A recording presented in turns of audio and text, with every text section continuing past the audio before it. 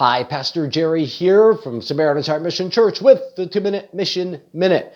So those of you who know me know that I've been a pastor only for a few years, despite this 60-year-old body. Those who first meet me assume that a long pastoral career comes with this 60-year-old body. No, it doesn't. So I'm in a season of firsts, like any young pastor. I officiated my first wedding last year. I will perform my first adult immersion baptism soon. That's something we do in our ministry. And I've begun pastoral jail visits. They are jarring. The first time you go into a jail and the door slams behind you and another door slams behind you.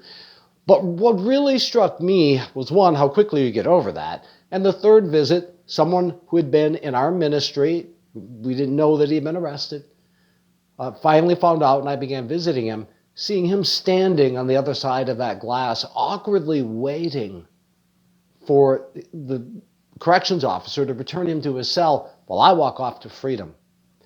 And here's why I want to share this with you. Do not forget what Jesus said in Matthew 25. Then the king will say to those, "Come, you who are blessed by my Father, take your inheritance, the kingdom prepared for you." And then he goes on, "For when I was hungry, you gave me something to eat. When I was thirsty, you gave me drink. I was a stranger, you invited me in. I needed clothes, you clothed me. I was sick, you nursed me. I was in prison, you came to visit me." And then those ask, "Well, we never did all of that for you." And that's when Jesus says, "That which you did for the least of these brothers and sisters, you did for me."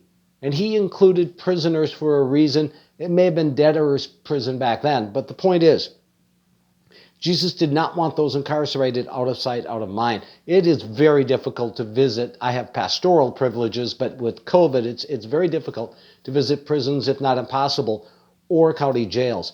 But keep them in your minds, keep them in your hearts. Do not have preconceived notions of their guilt, of how dangerous they are, or anything else. They are human beings. These brothers and sisters of mine, that included those in prison. The least we can do is pray, keep them on our hearts, keep them on our minds, whatever they are accused of, whatever they are convicted of. They are still children of God.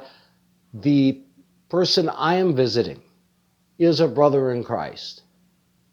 So don't let it be out of sight, out of mind. Think, pray, remember. God bless.